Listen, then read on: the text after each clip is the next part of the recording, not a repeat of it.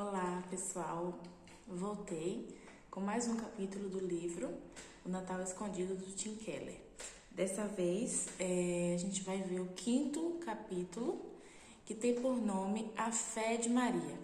Diferente dos demais, em que ele se baseou no livro de Mateus, nesse ele vai falar um pouco no Evangelho de Lucas. Lá no capítulo 1, a partir do versículo 29, ele é extenso, você pode ler depois para se aprofundar, para entender melhor o contexto. Eu vou me atentar apenas a dois versículos. Ele fala sobre a maneira como o anjo apareceu para Maria, né? Para dizer para ela que ela havia sido chamada para ser a mãe do Salvador. E ele vai trazer para nós a reflexão de como a gente deve responder a tudo isso que a gente já viu nos capítulos anteriores, né? O significado do Natal, a luz espiritual que ele traz sobre as nossas trevas, a graça de Deus derramada sobre as nossas vidas para fazer por nós aquilo que a gente não pode fazer, através do Deus que se fez homem, que assumiu a forma humana em nosso favor. Então, nesse versículo, ele busca nos ensinar, nos leva a refletir como que a gente responde a tudo isso que a gente ouviu nos capítulos anteriores. E ele vai falar sobre como Maria respondeu a isso tudo, né? E lá no versículo 29 do capítulo 1, Maria, ao ouvir a palavra que o anjo falou para ela, você depois lê para você saber que palavra foi essa, diz assim: ela, porém, ao ouvir essa palavra, perturbou-se muito e pôs-se a pensar no que significaria essa saudação. E lá no versículo mais embaixo, 34, ela fala assim: então disse Maria ao anjo: como será isso?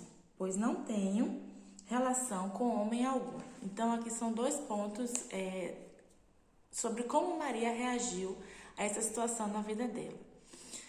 Ninguém pode acusar Maria de ter uma fé cega. Quando ela ouve a resposta, a palavra do anjo para ela, ela não diz assim: uau, que maravilha, um anjo falou comigo. O texto diz que ela ficou perturbada. Na verdade, aqui na minha versão diz assim: ao ouvir, perturbou-se muito e pôs-se a pensar, a refletir. E logo em seguida, nos próximos versículos, vai falar que ela questionou como que isso vai acontecer. Maria nos ensina com isso que a nossa fé, ela nos envolve por completo, né? Não só nossas emoções, tudo aquilo que somos, mas também a nossa razão. A fé, como muitos acreditam, não é algo que bitola, que cega o nosso intelecto, que aborta o nosso intelecto, tira de nós a nossa capacidade de pensar. E Maria nos ensina isso aqui. Maria reage ao anjo como cada um de nós que pensa reagiria, né? Ela ficaria perturbada. Como que isso vai acontecer? E teria dúvidas a esse respeito. No ambiente acadêmico, intelectual, por muitas vezes a dúvida é tida como algo assim central, né? Extremamente precioso, muitas vezes até absoluto, né? Por vezes, ao contrário disso, em alguns ambientes religiosos, a dúvida é tida como algo negativo, né? Como algo que não deve acontecer. Se Deus falou, você tem que falou, tá falado, tem que confiar.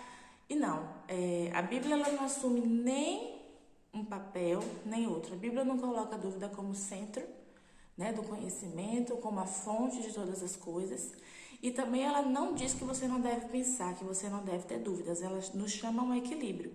Algumas dúvidas buscam respostas, ao passo que outras são uma defesa contra qualquer possibilidade de respostas. Há pessoas que, como Maria, estão abertas e dispostas a entenderem, a renunciar à soberania, né, daquilo que ela considera relevante, daquilo que ela considera possível, né? Maria teve que abrir mão dessa soberania de pensamento dela, porque, humanamente falando, ela pergunta: como que isso vai acontecer se eu não tive nenhuma relação com homem algum? Então, humanamente falando, era algo inviável. Ela teve que abrir mão dessa soberania para ela perceber que havia uma verdade diferente daquela que ela imaginava. Então, esse tipo de dúvida é uma dúvida saudável, é uma dúvida que está permeada em toda a Bíblia. E existem dúvidas como a de Zacarias. Se você for ler a história, mas a seguir vai falar que o anjo também apareceu para Zacarias, que era o pai de João Batista, e ele teve uma dúvida também, ele também perguntou. E o que aconteceu com ele foi diferente do que aconteceu com Maria. O anjo disse que porque ele questionou, porque ele não acreditou, ele iria ficar sem falar até o dia do nascimento do filho. Então, assim, qual que é a diferença de Zacarias para Maria? Por que para Maria não teve uma consequência punitiva, vamos dizer assim, e para Zacarias teve? Existem aqueles que, como Zacarias, usam da dúvida como uma maneira de permanecer no controle da vida. Usa a dúvida não para poder aprender, para poder ouvir o que pode ser, o que pode estar acontecendo, o que Deus está querendo fazer, mas usa a dúvida para, na verdade, se manter no controle e para manter a mente fechada, né? Não está aberto às possibilidades de respostas que Deus pode nos oferecer. Então, o Tim Keller vai trazer uma reflexão. Que tipo de dúvida nós temos diante dos direcionamentos que Deus nos dá? Muitas vezes impossíveis, muitas vezes humanamente impensáveis. O próprio Evangelho, né, é uma coisa assim, vamos dizer, impossível, humanamente falando, né? A Bíblia diz que a cruz, ela é loucura. Né? A verdade da cruz, ela é loucura para o homem. Então, se a gente recebeu o Evangelho e no primeiro momento aquilo não nos pareceu um absurdo, algo assim louco, tem algo de errado com a gente, porque realmente é algo que não se pode discernir humanamente, só com a nossa própria razão. E ele vai trazer uma reflexão de que a fé de Maria, ela aconteceu em processos. A gente às vezes quer que as coisas aconteçam assim, né? Recebe a verdade do Evangelho e a gente tem que entender aquilo tudo, a gente tem que absorver aquilo tudo. Não. Ele vai trazer uma reflexão que com Maria não foi assim. Primeiro, a primeira reação dela foi de incredulidade. Mas peraí, como é que isso vai acontecer? Mas foi uma incredulidade comedida, né? Se a gente, Maria, ela pede mais informações, né? E aí vai para o segundo estágio, que é o de aceitação simples e rendida a Cristo. Então, depois ela fala assim, olha, lá embaixo ela vai dizer assim, cumpra-se na tua serva a tua vontade.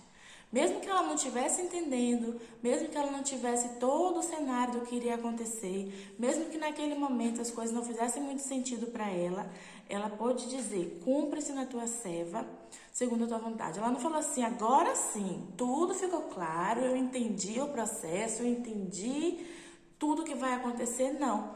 Ela se rendeu, mesmo sem entender, tipo, não faz sentido para mim muita coisa, mas eu vou me empenhar e vou te seguir, vou aceitar a tua vontade para mim, apesar de não fazer sentido, simplesmente porque eu confio em ti.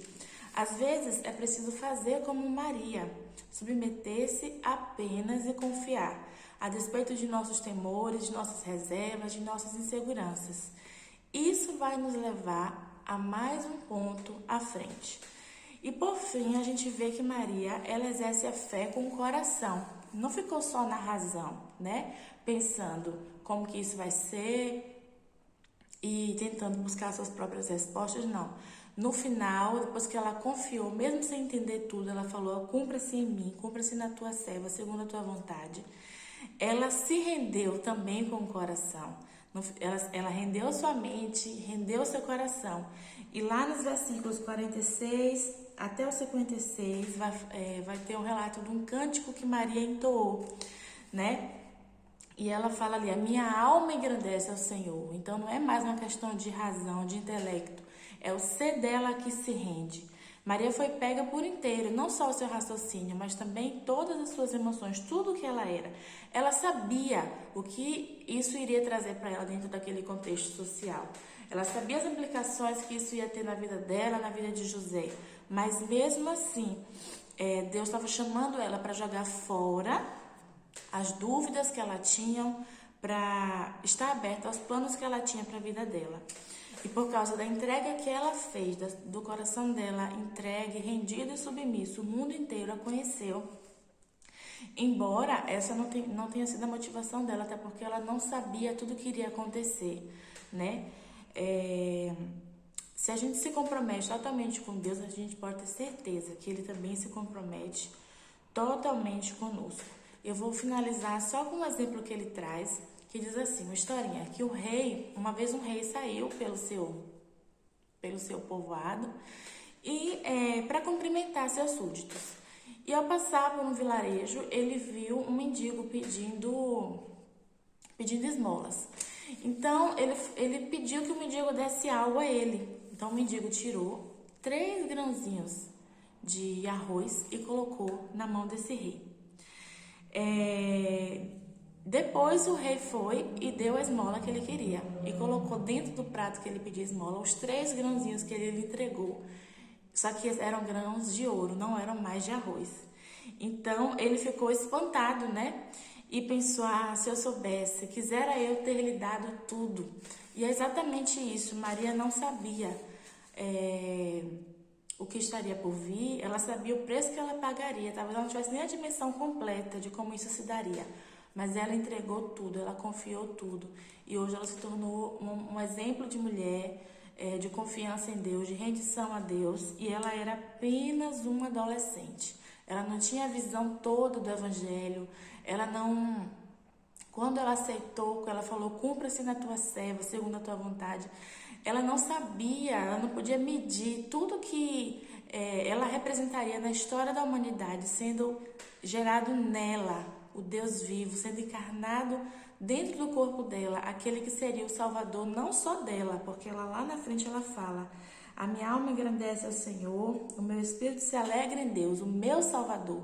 Então Maria reconhece que Jesus também era o Salvador dela. E ela nem sabia todo o plano, não conseguia dimensionar. E hoje nós temos essa dimensão, porque nós temos a Bíblia, que nos conta toda a história do Evangelho, que nos conta tudo que o Evangelho fez por nós. E ainda assim, por vezes, é difícil a gente se render como ela se rendeu.